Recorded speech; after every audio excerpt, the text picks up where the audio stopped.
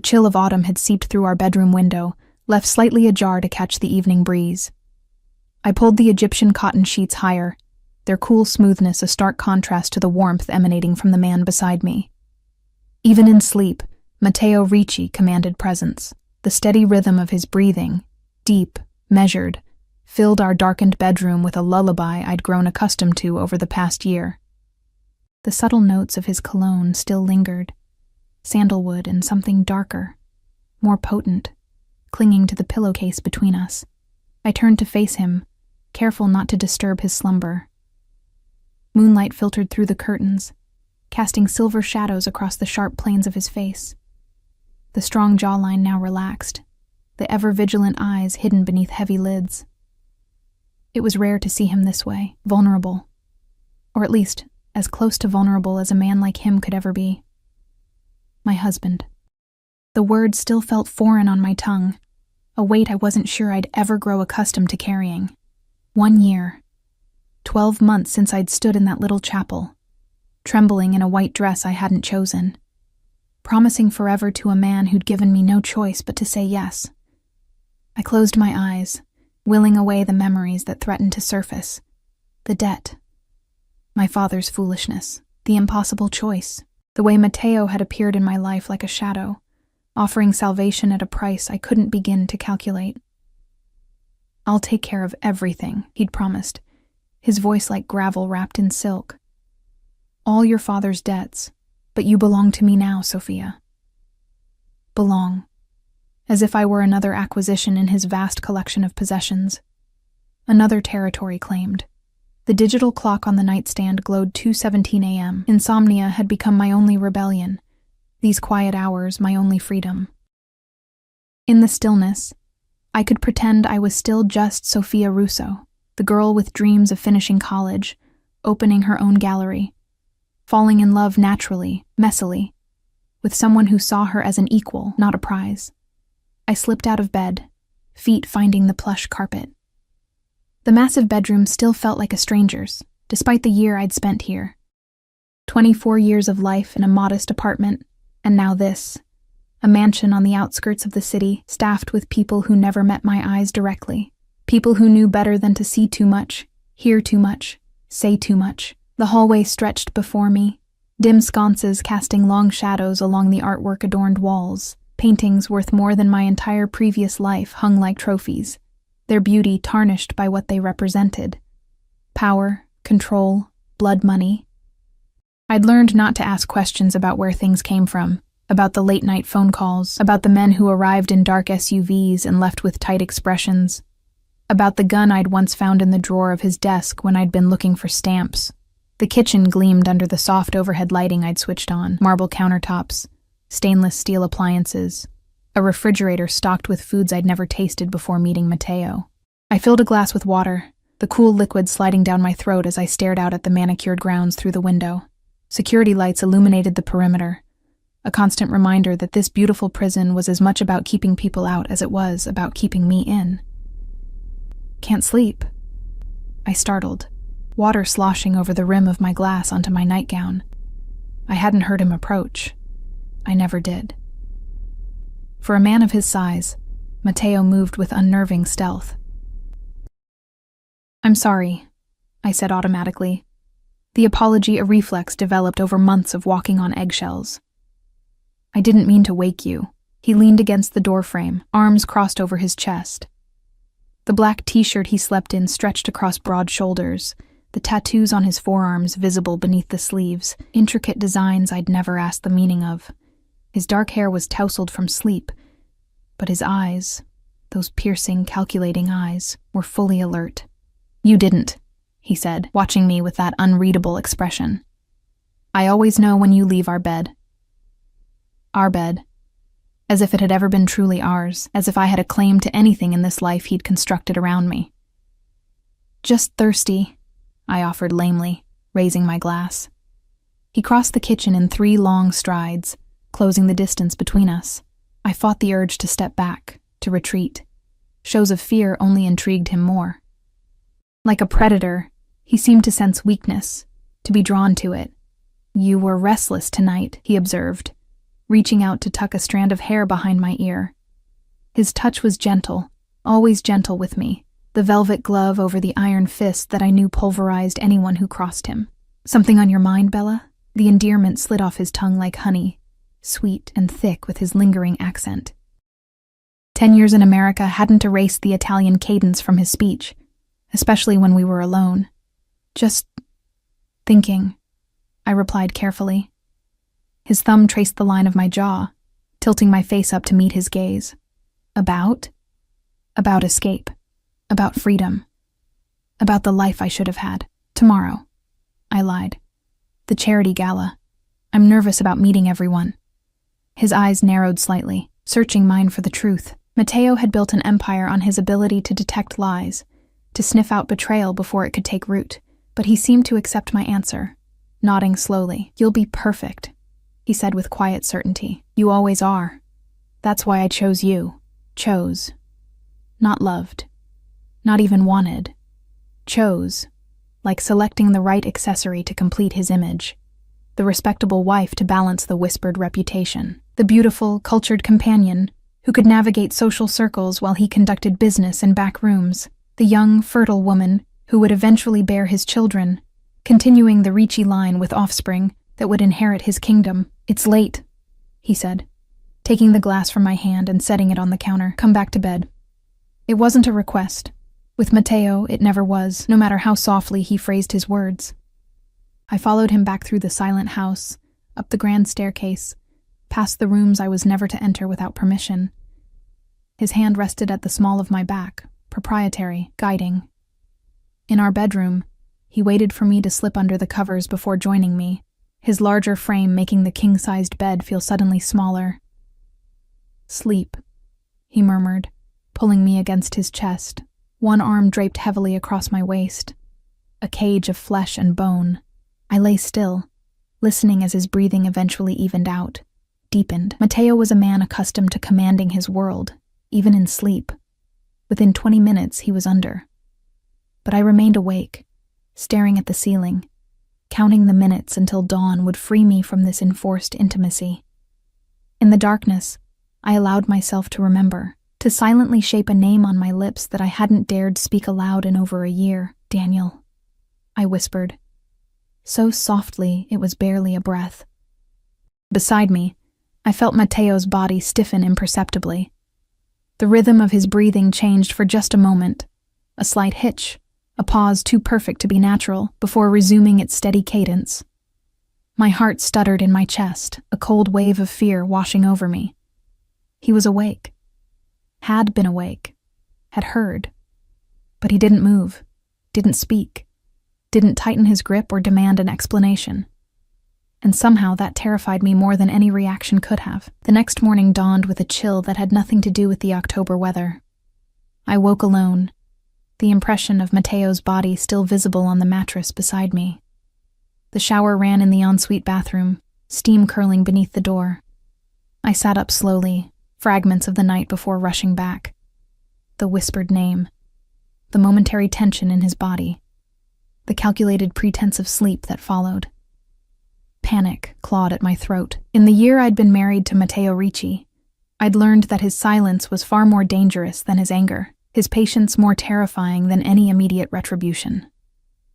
I slid out of bed, moving to the window.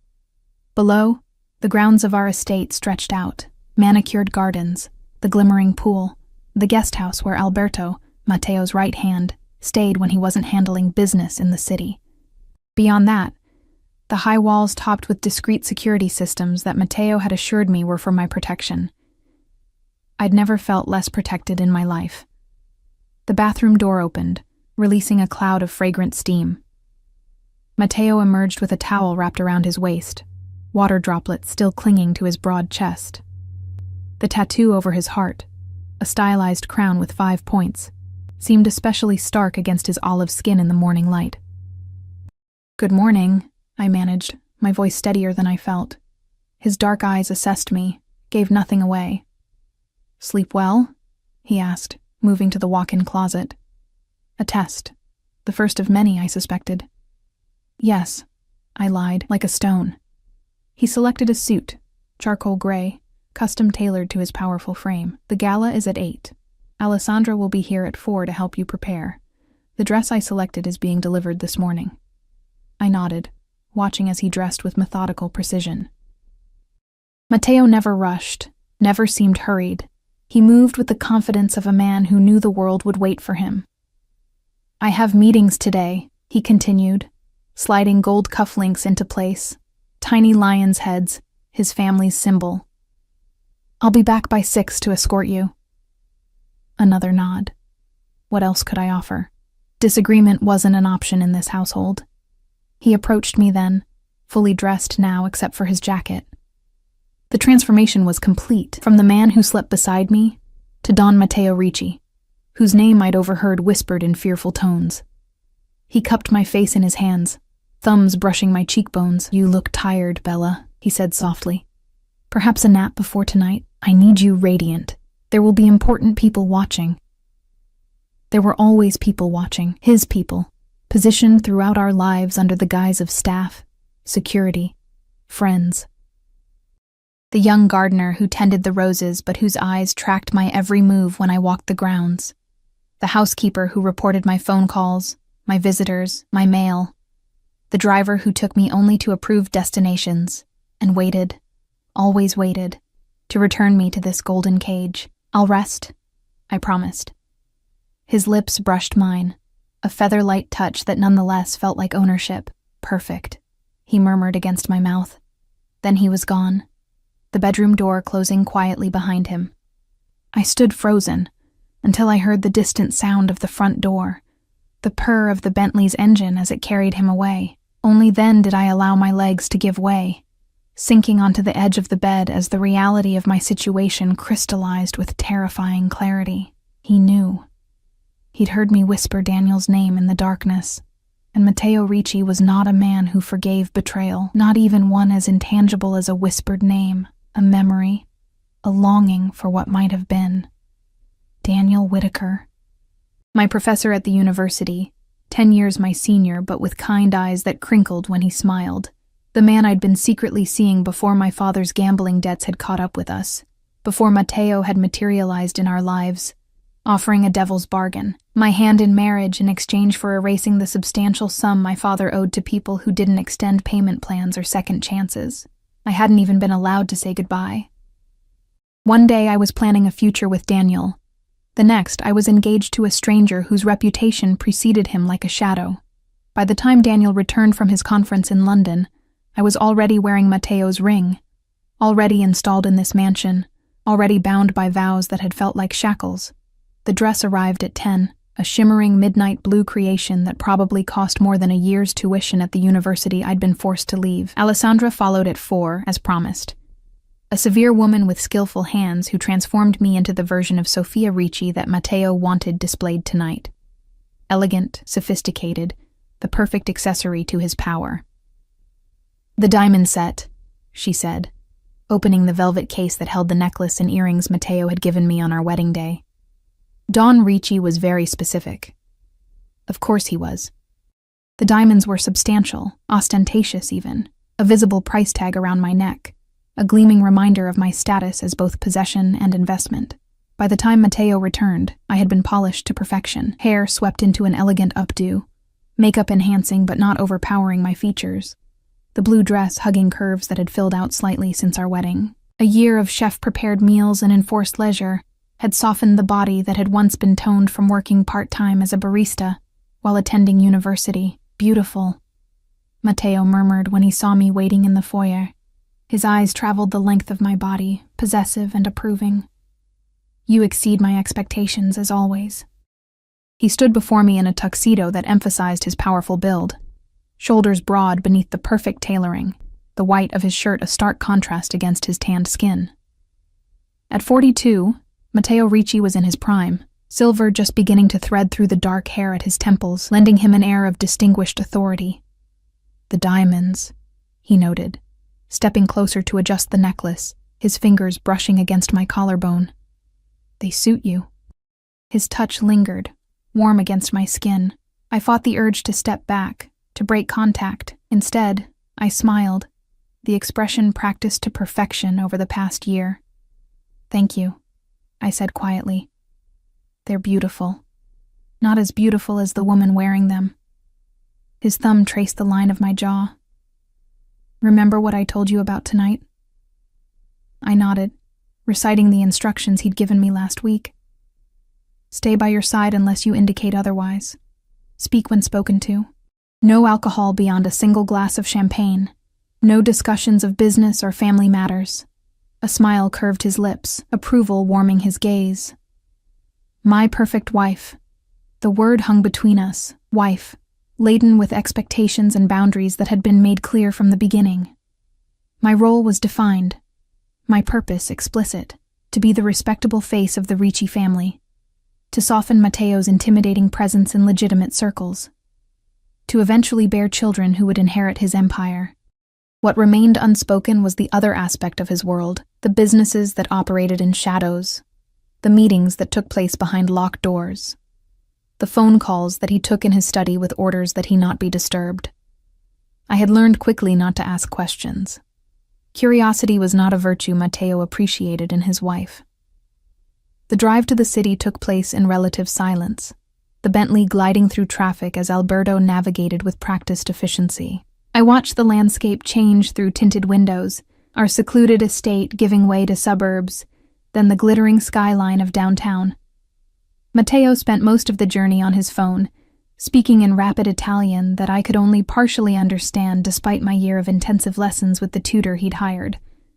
I caught fragments, something about a shipment, concerns about security, a name mentioned with particular vehemence.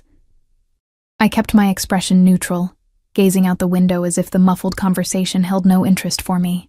Another skill I'd perfected, strategic deafness. The gala was being held at the Whitmore Hotel, one of the oldest and most prestigious venues in the city. As we pulled up to the entrance, I recognized the familiar sequence of events about to unfold. Alberto would exit first, opening Matteo's door. Matteo would emerge, buttoning his jacket with unhurried confidence, before extending his hand to help me out. There would be photographers, some from society pages, others working for less official publications with a keen interest in the comings and goings of a man like Matteo Ricci. "Ready, Bella?" Matteo asked, his hand already reaching for mine. I placed my fingers in his, allowing him to guide me from the car onto the red carpet that led to the hotel's grand entrance. The October air was crisp against my exposed shoulders, but I didn't shiver. Matteo disliked displays of weakness in public. "Mr. Ricci," a photographer called from behind a velvet rope. "Mrs. Ricci, over here, please." Matteo's arm slid around my waist, pulling me against his side in a gesture that appeared affectionate to observers, but felt like a reminder to me. His fingers splayed possessively against the small of my back as we paused, allowing a carefully measured moment for photographs. His smile didn't reach his eyes. It never did in these situations, but it was convincing enough for the cameras. We proceeded into the hotel's grand ballroom, a cavernous space transformed for the evening with cascading floral arrangements and twinkling lights that mimicked the night sky. The charity gala was ostensibly raising funds for children's education, a cause that Matteo supported generously, part of the carefully cultivated public image that provided cover for his other enterprises. "Matteo," a silver-haired man approached, hand extended. "Excellent to see you, and this must be the lovely wife I've heard so much about." "Senator Caldwell," Matteo greeted him, his voice warming with practiced charm. "Indeed, this is my Sophia. Sophia, darling. Senator Caldwell sits on the Committee for Financial Oversight." I offered my hand and the practiced smile. "It's a pleasure to meet you, Senator." "The pleasure is all mine, Mrs. Ricci. I must say, Matteo keeps you quite hidden away. This is your first public appearance in what, 3 months?" I felt Matteo's hand tighten slightly at my waist. "My wife values her privacy," he said smoothly, "and I value her comfort. We prefer our quiet life outside the city." Our quiet life, as if isolation had been my choice rather than his requirement. The evening proceeded as these events always did. A carousel of introductions to people whose names I memorized and promptly categorized. There were those Matteo genuinely respected, those he merely tolerated for business purposes, and those he approached with a particular gleam in his eye that I had learned to recognize as dangerous. The latter received his warmest smiles, his most charming conversation. Matteo was always most lethal when he appeared most friendly. I played my role flawlessly, the attentive wife, the gracious hostess, the ornament on his arm that completed the picture of legitimate success. I laughed at the right moments, showed appropriate interest in conversations about charity work and city politics, accepted compliments about my dress, my jewelry, my beauty, with demure thanks. "Would you excuse us, gentlemen?" Matteo said eventually, his hand returning to the small of my back. "I believe they're about to begin serving dinner." He guided me through the crowd, toward our assigned table near the front of the room. I recognized several faces already seated: the mayor and his wife, a prominent judge, the owner of the city's largest construction company, and his much younger spouse, who offered me a look of understanding that bordered on pity. "You're doing well," Matteo murmured close to my ear as he held my chair. "The senator was quite taken with you." I settled into my seat, arranging the midnight blue fabric of my dress. "He seemed nice." "He's corrupt to the bone," Matteo replied with quiet amusement, taking his own seat beside me. "But useful." The first course was being served when I saw him. Daniel. He stood near the bar, lean and familiar in a tuxedo that wasn't quite as perfectly tailored as Matteo's. His sandy hair was shorter than when I'd last seen him, but his profile, that straight nose, the strong jawline softened by the boyish curve of his mouth, was exactly as I remembered. Exactly as I dreamed during countless nights beside my husband. My spoon clattered against the china bowl, drawing a sharp glance from Matteo. "Sorry," I murmured, retrieving the utensil with trembling fingers. Matteo's gaze followed mine, scanning the crowd until it landed on Daniel. Something cold and calculating settled over his features, gone so quickly I might have imagined it had I not spent a year studying the micro-expressions that betrayed his thoughts. "An acquaintance?" he asked casually. Too casually. The question was a trap. If I lied and claimed not to recognize Daniel, Matteo would know. He might already know exactly who Daniel was, might have known all along. But if I acknowledged our past connection— "From the university," I said carefully. "Professor Whitaker. He taught several of my art history classes." It wasn't a lie. It just wasn't the whole truth. Matteo took a sip of water, his eyes never leaving Daniel's figure. "Interesting. I wasn't aware he would be attending tonight." The implication was clear. Nothing happened in Matteo's world without his knowledge, except, apparently, this, which meant either a significant oversight by the people he paid to control every aspect of our lives, or Matteo had engineered this meeting himself. The thought chilled me to the bone. "We should say hello after dinner," Matteo suggested, his tone making it clear this was no mere suggestion. "I'd be interested to meet one of your former professors." I took a spoonful of soup, forcing myself to swallow past the tightness in my throat. "Of course," I managed, "if you'd like." Dinner progressed with excruciating slowness. I participated in the conversation around us on autopilot, hyper-aware of Daniel's presence across the room and of Matteo's heightened attention to my every reaction. When the final course had been cleared, Matteo stood, offering his hand to help me from my chair. "Shall we?" he said pleasantly, leading me toward the bar where Daniel now stood alone, nursing what appeared to be scotch. He looked up as we approached, recognition flashing across his features. First joy, then confusion, and finally a carefully neutral expression as he registered Matteo's presence beside me. "Sophia," he said, his voice sending a jolt through me. "It's been a while." "Professor Whitaker," I replied formally, acutely aware of Matteo's hand at my back. "What a surprise to see you here. Allow me to introduce my husband, Matteo Ricci." "Matteo, this is Daniel Whitaker, my former art history professor." Daniel extended his hand, meeting Matteo's gaze with admirable steadiness. "Mr. Ricci, I've heard your name around town." Matteo's smile didn't reach his eyes as he shook Daniel's hand. "All good things, I hope." "Interesting things," Daniel replied, a hint of challenge beneath the civility. I held my breath, caught between the two men, one from my past, one controlling my present and future. The tension between them was palpable, electric. "Sophia speaks very highly of the university," Matteo said smoothly. "It's unfortunate she had to discontinue her studies." Family obligations, you understand. Daniel's gaze flickered to me, searching for something I couldn't give him with Mateo watching. A loss for the department. Sophia was one of our most promising students. My gain, however, Mateo replied, his arm sliding possessively around my waist. She's been an exceptional wife. The word hung between the three of us, heavy with implication. Congratulations, Daniel said after a beat, raising his glass slightly. I wasn't aware you were married, Sophia. It must have happened. Quite suddenly. The unspoken question hovered in the air between us. I hadn't told him, hadn't been allowed to. By the time Daniel returned from London, I was already Mateo's. The engagement, wedding, and relocation to Mateo's estate had all happened with military precision in the span of 2 weeks. No time for goodbyes, explanations, or second thoughts. Life takes unexpected turns, I said softly. Mateo's fingers tightened almost imperceptibly at my waist. Indeed it does. But I believe in fate, Professor Whitaker. Don't you? Some things are simply destined. Daniel's jaw tightened. I believe we make our own choices, Mr. Ricci. Do we? Mateo's voice remained pleasant, but I felt the dangerous undercurrent. An interesting philosophical position. Perhaps we could discuss it sometime. I'm hosting a small gathering at our home next weekend. You should join us. My heart stuttered in my chest. Daniel? At our home? It was either madness or calculation.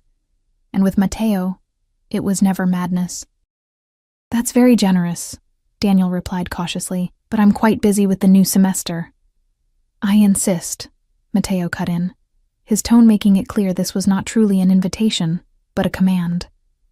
Sophia would enjoy reconnecting with her former professor, wouldn't you, Bella? Both men turned to look at me, waiting for my response. Trapped, I manufactured a smile. Of course. It would be lovely. Then it's settled, Mateo said with finality. Saturday, 7 o'clock. My assistant will contact you with the details. Daniel hesitated, then nodded once. I look forward to it. As do I, Mateo replied, his smile not reaching his eyes. Now, if you'll excuse us, I believe they're about to begin the auction. It was a pleasure meeting you, Professor. He guided me away, his grip on my waist unyielding. As we walked back toward our table, I risked a glance over my shoulder. Daniel was watching us go, his expression unreadable from this distance, but his posture rigid with tension. He seems devoted to his students, Mateo observed casually as we reached our seats. Particularly you. There it was. The trap closing. I chose my words with extreme care. He was an excellent teacher, very encouraging of all his students. Mateo held my chair, leaning close as I sat. And what exactly did he encourage in you, I wonder? His breath was warm against my ear. The question delivered in a tone that might have sounded playful to anyone else. But I knew better. The game had begun, and Mateo was always 10 moves ahead. The drive home was silent, the space between us and the back seat of the Bentley charged with unspoken tension. Mateo stared straight ahead, one hand resting casually on his thigh, the other holding his phone, though the screen remained dark. I kept my gaze fixed on the passing streetlights, their glow illuminating the interior of the car in rhythmic pulses. You're quiet, he finally said, as we passed through the iron gates of our estate. I turned to him, careful to keep my expression neutral. Just tired. It was a long evening. His eyes, so dark they appeared almost black in the dimness, studied my face. Did you enjoy seeing your professor again? There it was. The question that wasn't really a question at all, but a test. With Mateo, every conversation was layered with meanings beneath meanings. It was unexpected, I replied truthfully. Life is full of unexpected moments, he said, his Italian accent becoming more pronounced as it always did when emotions ran high beneath his controlled exterior, like hearing your wife whisper another man's name in the darkness. My breath caught in my throat. The pretense was over. Mateo! Not here. He cut me off smoothly as the car came to a stop before the front entrance. Inside. Alberto opened the door, his face impassive as always. I stepped out, legs unsteady beneath me, the weight of what awaited inside pressing down on my shoulders like a physical burden.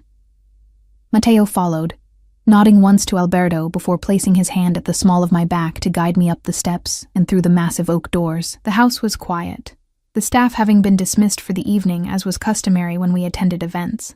Only the security detail remained, positioned discreetly around the perimeter of the property, invisible but omnipresent. "Your jewelry," Matteo said once we were in our bedroom, gesturing to the diamonds still adorning my neck and ears. "Take it off." I obeyed, fingers trembling slightly as I removed the earrings first, then reached behind my neck to unclasp the necklace. He watched me, expression unreadable, as I placed the pieces carefully in their velvet-lined box. "Now," he said, removing his bow tie with unhurried precision, "explain to me why my wife whispers another man's name in our bed." The directness of the question stripped away any possibility of evasion. I stood before him in my midnight blue gown, the diamonds removed but their phantom weight still present around my throat. "It was nothing," I attempted weakly. "A dream, perhaps." His laugh was soft, dangerous. Sophia, I thought we had moved beyond lies between us." He approached me slowly, circling like a predator. I remained still, knowing from experience that attempts to retreat only provoked him further. "Let me tell you what I know," he continued, his voice deceptively gentle. "Daniel Whitaker, 34 years old, associate professor of art history, specializing in Renaissance and Baroque periods. Divorced, no children. Lives alone in an apartment downtown that costs more than his university salary should allow." He paused directly behind me, his breath warm against my bare shoulder. "Published several well-received papers. Currently working on a book about patronage in 16th century Florence." My heart hammered in my chest. The level of detail in his knowledge could mean only one thing. He'd had Daniel investigated thoroughly. "But what the investigators couldn't tell me," Matteo continued, moving to face me again, "was what exactly he was to my wife before she became mine." The possessive emphasis on mine sent a shiver down my spine. "A teacher," I whispered. "He was my teacher." Matteo's hand rose to cup my cheek, the touch deceptively tender. "And what else, Sophia? What aren't you telling me?" I closed my eyes, unable to meet his penetrating gaze. "We were close." "Close," he repeated, the word dripping with skepticism. "Define close for me, Bella." There was no escaping this interrogation. Matteo would extract the truth one way or another, and if he discovered I was still lying after this confrontation, we were seeing each other, I admitted, opening my eyes to face whatever reaction would come. "Privately, before you and I met." His expression didn't change, but something darkened in his gaze. "Seeing each other," he echoed. "You mean fucking." The crude word from his usually measured lips shocked me more than if he'd shouted. "It wasn't like that," I protested. "It was..." "What? Love?" His smile was cold. "How romantic. The professor and his student. A classic tale." He turned away, removing his cufflinks with methodical precision and placing them on the dresser. The lion's head seemed to stare at me accusingly. "Did you love him?" Matteo asked without looking at me, his voice unnervingly calm. Truth or lie?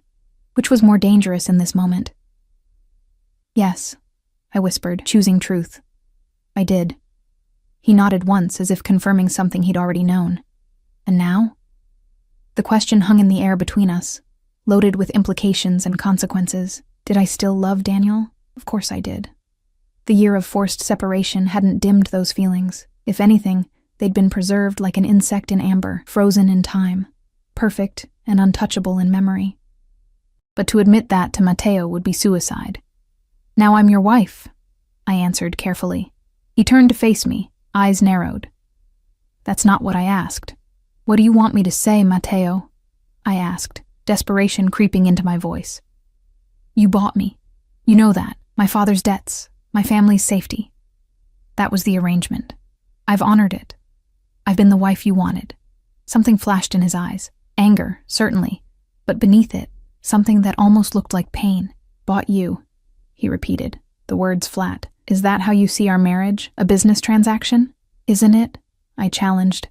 Recklessness born of fear making me bold. You made my father an offer he couldn't refuse. You gave me no choice. He moved with the liquid speed that always caught me off guard, closing the distance between us in 2 strides. His hands gripped my upper arms, not painfully but firmly enough that I couldn't pull away. I saved you, he said, his voice low and intense. Your father owed money to people who would have taken payment in your flesh, in your blood, do you understand? When I found out about his debts, about who he owed, I stepped in because I had seen you once, just once, at that gallery opening, and I couldn't bear the thought of what would happen to you. I stared at him, struggling to process this revelation. What are you talking about? What gallery opening? The Mendelssohn Gallery. Your photography was being featured. Student work. You were wearing a black dress, your hair down. You laughed with such abandon at something someone said. His grip softened, one hand rising to touch my cheek. I had never seen anything so beautiful. I remembered the exhibition. It had been 6 months before my father's debts came due, before Matteo entered my life officially. I had no recollection of seeing him there. You were watching me? Even then? I saw you, he corrected, and then I made inquiries, discovered who you were. Your father's situation came to light during that process. My mind raced, reconstructing the timeline he was describing. So you... What? Bought his debts to get to me? To protect you? Matteo insisted. The men he owed. They aren't like me, Sophia. They don't have rules, limits. They would have destroyed you. And you saved me, I said, the words bitter on my tongue, by making me your prisoner instead. His expression hardened. My wife, he corrected. I made you my wife, a wife who isn't free to leave, who is watched every moment, who had to give up her dreams, her education, your lover. He finished for me, eyes glittering dangerously. That's what this is really about, isn't it? Not your education. I offered to arrange private tutoring to complete your degree, not your photography. I built you a darkroom here. You're angry because I took you from him. I couldn't deny it. All the other losses paled beside the loss of Daniel, of the future we'd planned together. Why invite him to our home? I asked, changing tactics. Why arrange for us to see him tonight? Was it a test? A smile curved Matteo's lips, but it didn't reach his eyes. Everything is a test, Bella. Life is a series of tests. Did I pass or fail when I whispered his name? His hand slid into my hair, cradling the back of my head. That depends on what happens next. Fear coiled in my stomach. What do you mean? Saturday night, he said simply. When your professor comes to dinner, that will determine everything. The implications hung in the air between us, unspoken but clear. This was no casual dinner invitation. Matteo had something planned, something that terrified me precisely because I couldn't anticipate what it might be. Please, I whispered, my hand rising to touch his chest, feeling the steady beat of his heart beneath expensive fabric. Don't hurt him. He doesn't deserve that. Something dark passed over Matteo's features. Deserve, he repeated, the word laden with contempt. What do any of us truly deserve, Sophia?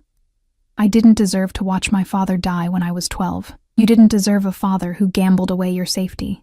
Your professor didn't deserve to find something precious only to lose it. His fingers tightened in my hair. Not enough to hurt, but enough to emphasize his control. Life isn't about what we deserve. It's about what we take, what we protect, what we're willing to fight for. And what are you willing to fight for? I asked, my voice barely audible. His gaze burned into mine. Everything that's mine.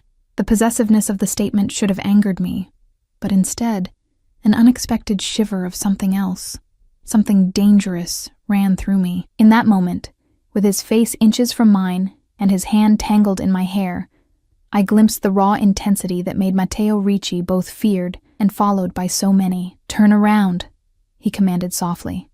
Your dress. I obeyed, presenting my back to him. His fingers found the zipper, sliding it down with deliberate slowness. The whisper of the metal teeth parting sent another shiver across my skin. The midnight blue fabric loosened, slipping forward off my shoulders. "Step out of it," he instructed. I did as he asked, the dress pooling at my feet like spilled ink. I stood before him in only sheer black lingerie. His preference, always his preference. "Look at me," he said. I turned to face him, resisting the urge to cover myself. His gaze traveled over me, possessive and appreciative, but also searching, as if looking for something beyond the physical. "Do you know why I wanted you, Sophia?" Beyond the beauty that first caught my eye, I shook my head slightly, because I saw something in you that reminded me of myself at your age. A hunger, a determination. His hand traced the curve of my waist, my hip. A capacity for darkness that you hide beneath that innocent exterior. "I'm not like you," I whispered, though something inside me stirred at his words. His smile was knowing. "Aren't you? The woman who stands before her husband in the lingerie he selected while whispering another man's name in the dark? There's a certain duplicity there that suggests otherwise." Shame and defiance warred within me. "What do you want from me, Matteo? Really want?" "Everything," he said simply. "Not just your body, not just the perfect wife you pretend to be for the public. I want what's in here." His hand pressed against my sternum, between my breasts, above my hammering heart. "The truth of you, the darkness and the light. I want your surrender, not because you have no choice, but because you choose to give it." "And if I can't?" I asked, my voice trembling. His expression softened fractionally. "Then we remain as we are. You, my beautiful prisoner. Me, your jailer. Both of us trapped in a prison of our own making." His thumb brushed across my lower lip. "But I think you can. I think part of you wants to." Before I could respond, his mouth claimed mine in a kiss that was neither gentle nor brutal, but consuming. Unlike his usual calculated affection, this felt raw, almost desperate. I found myself responding despite my fear, my confusion, my lingering thoughts of Daniel. My arms rose to encircle his neck, body arching into his touch as his hands roamed my nearly bare skin. When he finally broke the kiss, we were both breathing hard. "Saturday," he said, his voice rough. "After dinner with your professor, then we'll know where we stand, you and I." He stepped away, leaving me swaying slightly, off balance in more ways than one. "Get some sleep," he added, moving toward the bathroom. "Tomorrow will be busy." The door closed behind him, the sound of the shower starting moments later.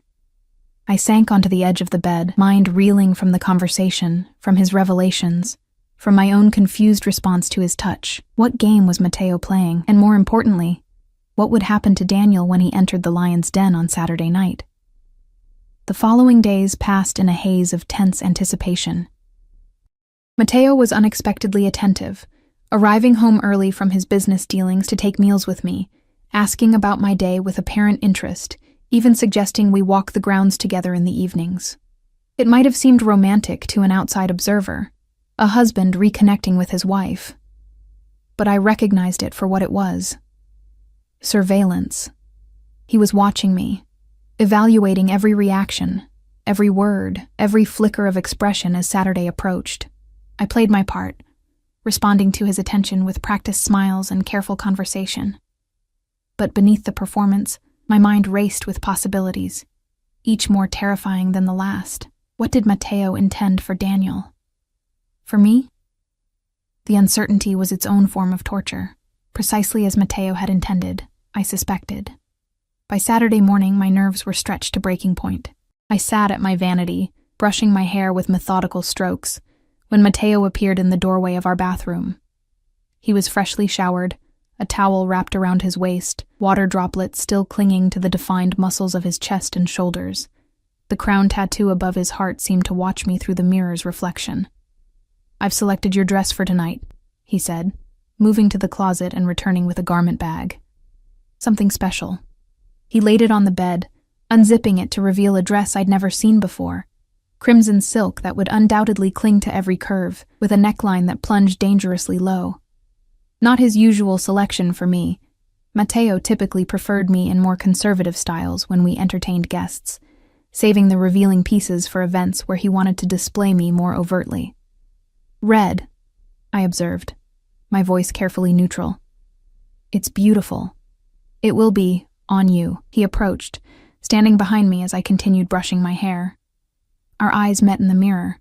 "I have business in the city this morning. I'll return by 5 to prepare for our guest. Singular. I had assumed there would be others, that Daniel would be just one face in a crowd of Mateo's associates. The realization that he would be our only visitor sent a fresh wave of anxiety through me. "Just Professor Whitaker?" I asked, unable to keep the question contained. Mateo's hands came to rest on my shoulders, his thumbs brushing the sensitive skin at the nape of my neck. "Just him," he confirmed. "I thought a more intimate setting would be appropriate for reconnecting with your former mentor." The implication hung in the air between us. This was no social gathering, it was a confrontation, carefully staged and controlled. "What are you planning, Mateo?" I finally asked, setting down the brush and turning to face him. He cupped my cheek, his expression almost tender. "Clarity," he replied cryptically. "By the end of tonight, everything will be clear." His thumb stroked across my lower lip. "Wear your hair down. It suits you better that way." With that, he turned and walked back into the bathroom, leaving me with the crimson dress and a growing sense of dread. After Mateo left, I found myself pacing the house like a caged animal. The staff moved around me with their usual quiet efficiency, preparing for the evening's dinner, carefully avoiding direct eye contact or conversation beyond what was absolutely necessary. They had been Mateo's people from the beginning. I had no allies here. At noon, I changed into jeans and a sweater, telling the housekeeper I was going for a walk in the gardens. It was a beautiful autumn day, the leaves of the estate's ancient oaks and maples ablaze with color. I followed the stone path that wound through carefully tended flower beds, past the silent fountain, closed for the season, and toward the small lake at the property's edge.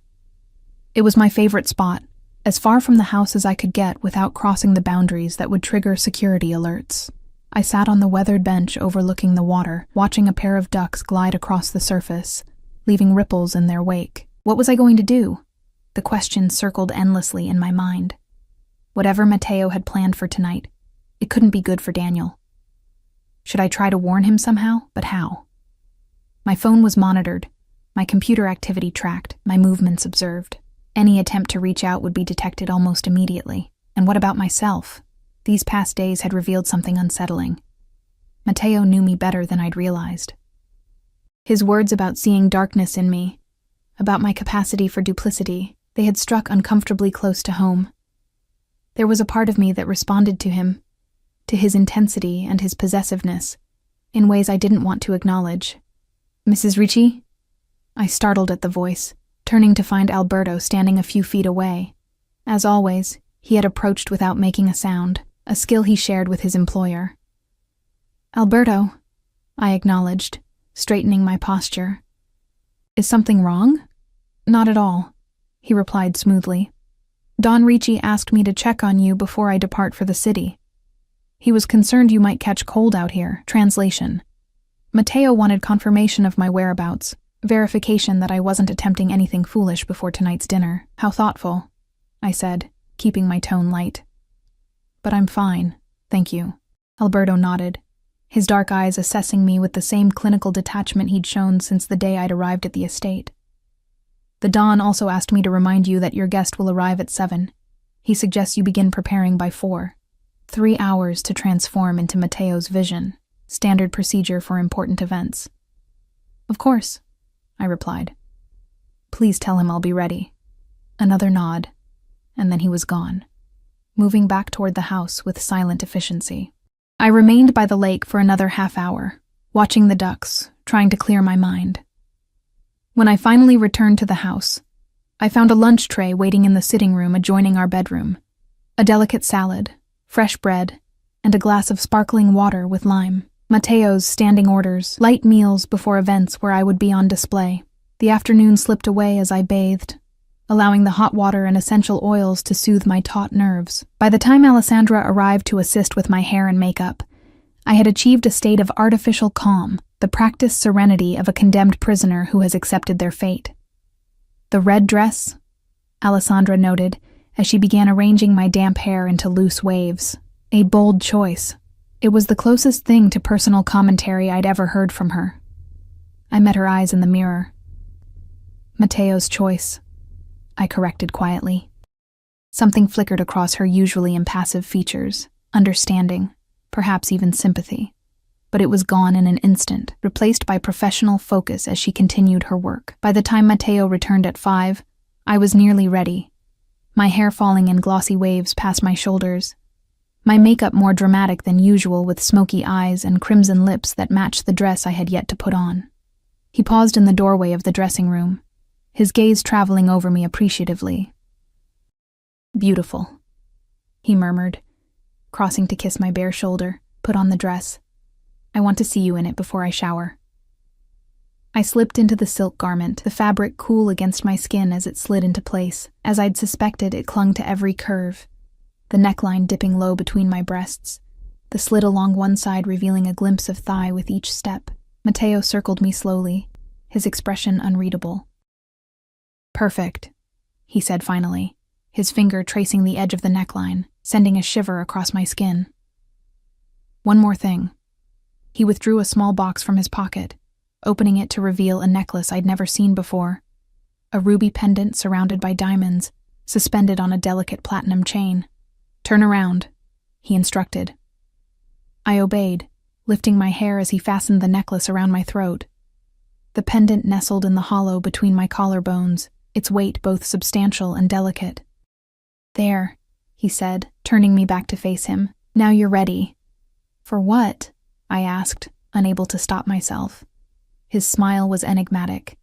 "For whatever the evening brings, Bella." He brushed a kiss across my lips, careful not to smudge the crimson color. "Wait for me downstairs. I won't be long." Precisely at 7, the security system announced a vehicle at the gate. I stood in the grand foyer beside Matteo, who had dressed with his usual impeccable taste in a charcoal suit that emphasized his powerful build. His hand rested at the small of my back, warm through the thin silk of my dress. "Smile, Sophia," he murmured as the front door opened to admit Daniel. "Your professor has arrived." Daniel stepped into the foyer, momentarily faltering when he saw us standing there, a perfect tableau of martial harmony. He had dressed well for the occasion, a navy suit that fit his lean frame nicely, though it lacked the bespoke perfection of Matteo's attire. In his hand, he held a bottle of wine. "Professor Whitaker," Matteo greeted him, stepping forward with outstretched hand. "Welcome to our home." Daniel shook the offered hand, his gaze flickering between Matteo and me. "Thank you for the invitation," he replied, his voice steady despite the tension evident in his posture. "I brought this." He offered the wine, an expensive vintage, I noted. Daniel had clearly done his research. "Thoughtful," Matteo commented, examining the label with approval before passing the bottle to the waiting staff member who had materialized silently beside him. "Sophia, darling, won't you greet our guest?" I moved forward, hyper-aware of both men watching me. "Daniel," I said, the name feeling strange on my tongue after so long. "It's good to see you." He smiled, the familiar expression sending a pang through my chest. "You look well, Sophia," he replied, his eyes communicating far more than his careful words. "The red suits you."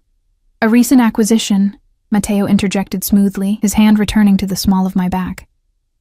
"Shall we move to the sitting room? Dinner will be served in half an hour." He guided us through the house, playing the gracious host as he pointed out architectural features and artwork to Daniel, who responded with appropriate appreciation. I walked beside my husband, acutely aware of Daniel's presence just steps behind us, of the surreality of having these two parts of my life, past and present, occupying the same space. The sitting room was prepared for our arrival, a fire crackling in the massive stone fireplace, lights dimmed to a warm glow, 3 crystal glasses arranged on the antique sideboard beside a decanter of amber liquid. "Scotch?" Matteo offered, already moving to pour. 18 years old, from a small distillery in the Highlands. A personal favorite. "Thank you." Daniel accepted, taking the offered glass. I accepted my own glass, though I had no intention of drinking more than a sip. I needed my wits about me tonight to new friendships, Matteo proposed, raising his glass. We drank, the scotch burning a fiery path down my throat. Matteo gestured toward the seating arrangement, 2 sofas facing each other across a low table set with small appetizers. Please, make yourself comfortable, he invited Daniel, claiming a spot on one sofa and drawing me down beside him, his arm draped possessively across my shoulders. Daniel sat opposite us, his posture relaxed, but his eyes alert. You have a beautiful home, he observed. Quite a distance from the city. Sophia prefers the tranquility, Matteo replied smoothly. And I prefer her happiness. I felt Daniel's gaze on me, questioning, but I kept my expression neutral, taking another tiny sip of scotch. So, Professor, Matteo continued, Sophia tells me you specialize in Renaissance art. A fascinating period. Yes, Daniel agreed, seeming relieved at the shift to safer conversational ground. The intersection of art, politics, and patronage during that era has been my focus for several years now. Patronage, Matteo repeated, swirling the liquid in his glass. The relationship between power and creation. I've always found that dynamic instructive. How so? Daniel asked, a hint of wariness entering his tone. Matteo smiled. The greatest art often emerges from constraint, wouldn't you agree? The patron sets boundaries, provides resources, creates the environment in which the artist can flourish, within certain parameters, of course. The metaphor wasn't subtle. I tensed beneath Matteo's arm, feeling the conversation moving into dangerous territory. Some would argue true art requires freedom, Daniel countered, his eyes briefly meeting mine. Freedom is overrated, Matteo replied, his voice pleasant, but his grip on my shoulder tightening slightly. Structure, protection, guidance, these are what allow talent to reach its full potential. Without them, even the most gifted individuals can lose their way. The subtext hung heavy in the air between us. Daniel's jaw tightened almost imperceptibly, but he maintained his composure. An interesting perspective, he said carefully, though perhaps somewhat outdated in modern contexts. Matteo's laugh was genuine, if cold. I've always found the distinction between outdated and timeless to be largely a matter of perspective, Professor. Some traditions endure because they work, because they speak to something fundamental in human nature. Before Daniel could respond, a staff member appeared at the doorway. Dinner is served, sir. Excellent, Matteo said, rising and offering me his hand. Shall we? The dining room was lit by candles, the long table set for 3 with Matteo at the head, me to his right, and Daniel across from me. The intimacy of the arrangement was deliberate, forcing direct interaction throughout the meal. The wine was poured, a different bottle than the one Daniel had brought, and the first course served with silent efficiency. Your health has improved since university, Matteo observed casually as we began to eat. Sophia mentioned you were frequently ill during her final semester. Something stomach-related, wasn't it? I froze, fork halfway to my mouth. I had never mentioned any such thing to Matteo, because it wasn't true. Daniel had been perfectly healthy during my time at the university. Daniel's eyes met mine briefly before returning to Matteo. I don't recall any significant health issues, he replied carefully. No? Matteo raised an eyebrow, looking at me. Perhaps I misunderstood, darling. I thought you said Professor Whitaker was often absent due to illness, that another faculty member frequently substituted for his classes. The fabrication was so specific that it momentarily stunned me. It was a stressful time, Matteo supplied smoothly. With your father's situation and our whirlwind courtship, memory plays tricks under such circumstances. Daniel's gaze darted between Matteo and me, confusion evident in his expression. I'm afraid I don't understand what... It's not important, Matteo interrupted, waving a dismissive hand. The past is the past, isn't it? What matters is the present and the future. He raised his wineglass in a casual toast, but his eyes remained cold, calculating. I took a small sip from my own glass, mind racing as I tried to decipher Matteo's strategy. The fabricated story about Daniel's illness, the pointed references to my father's situation. He was creating a narrative, but to what end? The main course arrived, perfectly cooked fillets, roasted vegetables, truffle-infused potatoes. Matteo continued his role as gracious host, steering the conversation through seemingly innocuous topics: the charity gala, recent exhibitions at the city's museums, upcoming cultural events. But beneath the civility, tension crackled like electricity before a storm. "Sophia mentioned you were working on a book," Matteo said as the staff cleared our plates. "About patronage in Florence, I believe?" Daniel nodded, visibly relieved to return to professional ground.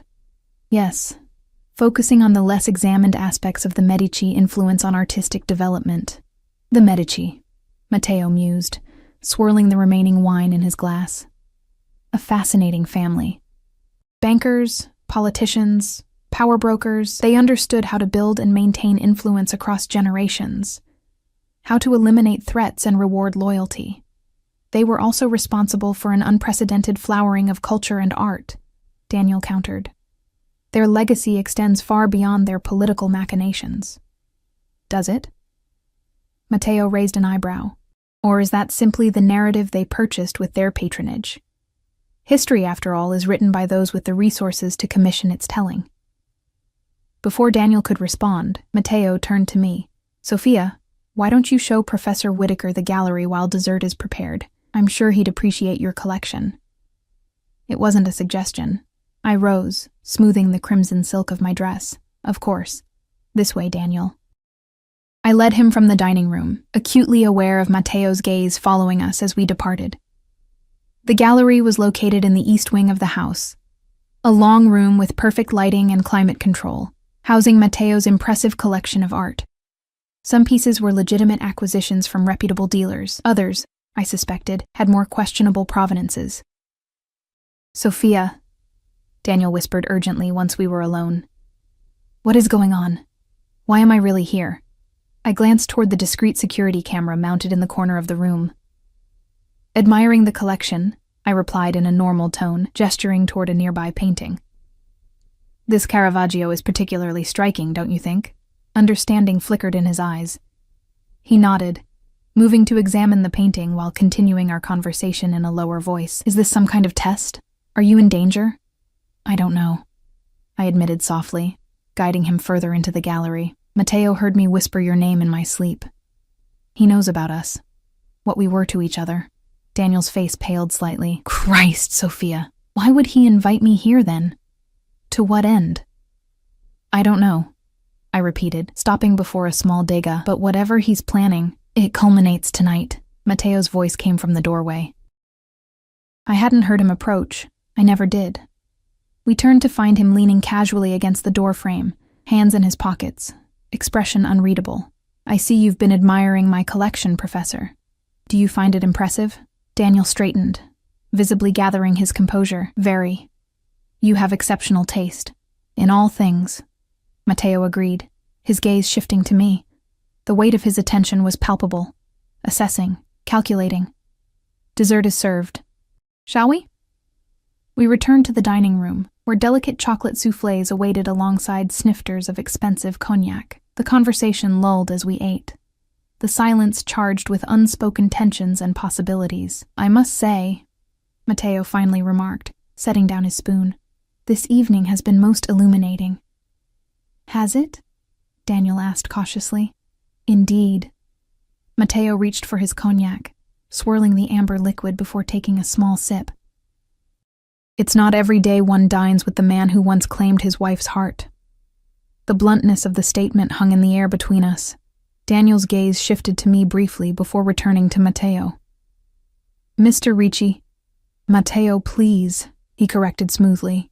"I think we're beyond formalities at this point, don't you? After all, you've been in my thoughts quite frequently these past days." "Have I?" Daniel's voice remained steady, but I could see the tension in his jaw, the careful calculation behind his eyes, ever since my wife whispered your name in the darkness of our bedroom. Matteo confirmed, his tone conversational, despite the incendiary content of his words. It raised certain questions in my mind. I sat frozen, unable to intervene, to deflect, to control what was unfolding before me. "I can imagine," Daniel replied carefully. "But whatever existed between Sophia and me, ended when she married you.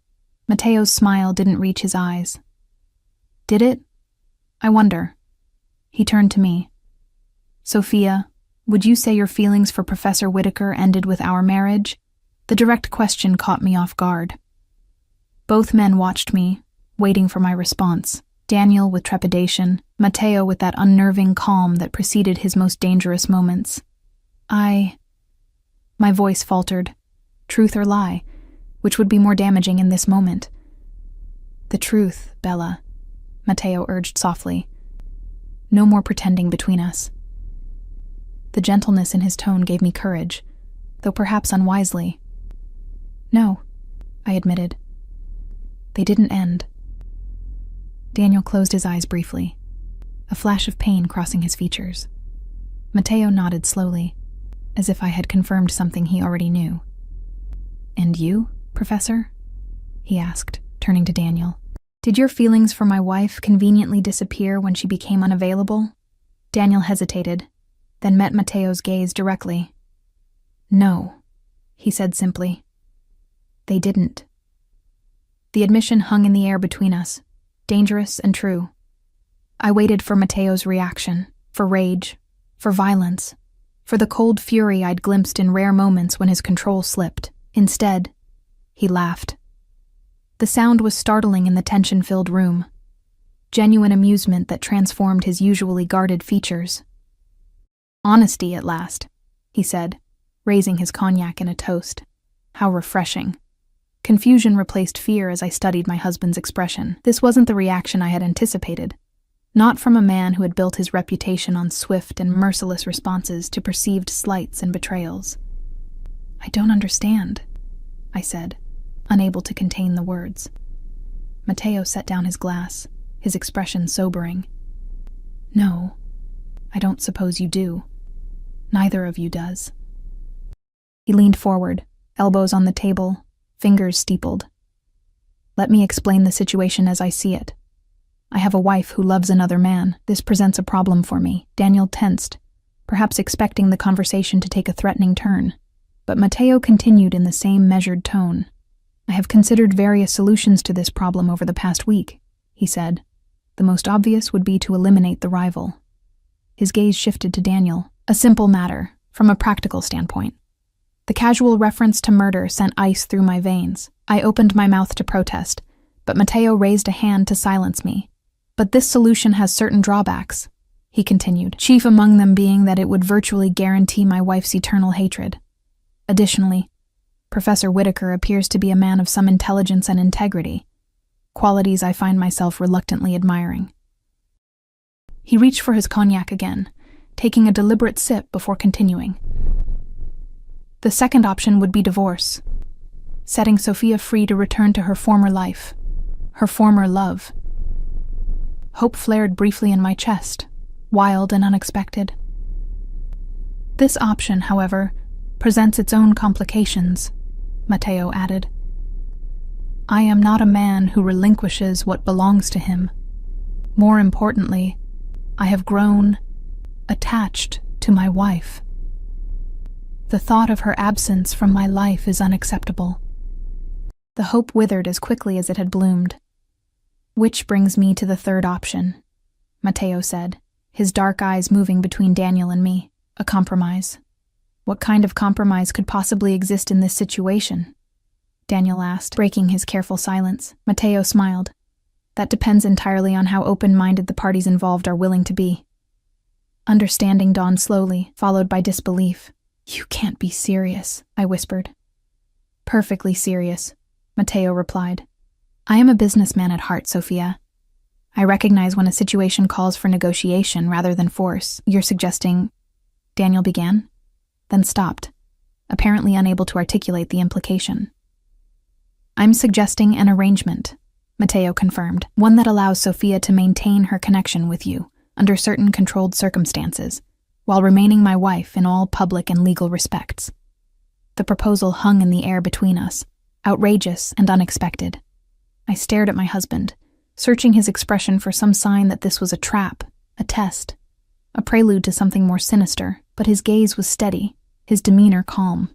Why would you offer this? I finally asked, It goes against everything I know about you.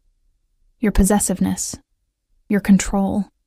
Something vulnerable flickered briefly across his features. Because I want something I cannot take by force, Sophia. I want your heart.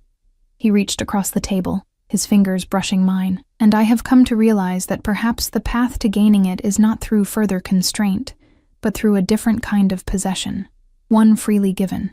I don't understand, I repeated. Don't you? He challenged gently. Think about what I'm offering. Freedom within boundaries, choice within structure, the ability to maintain your connection with Daniel, to explore what might have been, but with the safety and security of my protection, my name, my resources. And what do you get from this arrangement? Daniel asked, his tone skeptical. Mateo's gaze remained fixed on me. The possibility of winning what I truly want, through patience rather than force, and in the meantime, a wife who might come to me willingly rather than out of obligation, who might eventually see beyond the monster to the man. The vulnerability in his voice caught me off guard. For the first time since our marriage, I glimpsed something beneath Mateo's carefully maintained facade, a loneliness that mirrored my own, a hunger for connection that transcended physical possession. And if I refuse? Daniel asked quietly. Mateo's expression hardened slightly. Then you walk away tonight unharmed, with the understanding that any attempt to contact Sophia in the future will have serious consequences. She remains my wife, and you remain a memory. The choice hung before us, impossible and surreal. Daniel looked at me, 1,000 questions in his eyes. What do you want, Sophia? He asked softly. What did I want? The question echoed in my mind, deceptively simple, yet impossibly complex. Did I want freedom?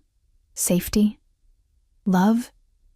Could I trust Mateo's offer, or was it merely another form of control, more insidious for its illusion of choice? I looked at the two men before me, Daniel, with his honest eyes and the promise of what might have been, Mateo, with his dangerous power and the glimpse of vulnerability that had humanized him in my eyes for the first time. I began, then paused, gathering my courage. I want to try. This arrangement, something like triumph flashed in Mateo's eyes, quickly masked. Daniel studied me intently, perhaps searching for signs of coercion. Are you sure? He asked. I nodded slowly. Yes. I think I need to find out what's real, what's possible. Mateo raised his glass once more. To possibilities, then, he proposed. And to truth, however complex it may be.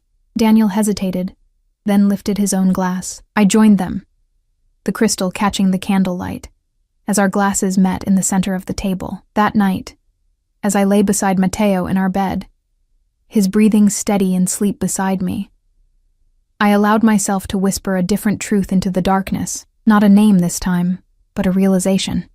I'm not a prisoner anymore, I murmured, the words barely audible. Or perhaps I've chosen my prison. Either way, the choice was mine. Beside me, Mateo's breathing changed subtly. A slight hitch, a pause. Then his arm slid around my waist, pulling me closer against his chest.